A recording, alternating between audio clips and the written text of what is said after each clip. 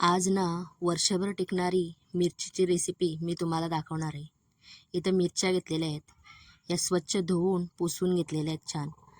यांना मधून अशी चीर द्यायची आहे आणि याच्या आतील जो बी असतो तो काढून घ्यायचा आहे. मिरचीचा बी काढल्यामुळे मिरची ही तिखट लागत नाही. मिरची भरण्यासाठी इथे मी रेडीमेड मसाला वापरलेला आहे. हा तुम्हाला दुकानामध्ये मिळून जाईल. याच्यामध्ये मी ताक घातलेलं आहे. तुम्ही दही किंवा लिंबूचा रससुद्धा घालू शकता.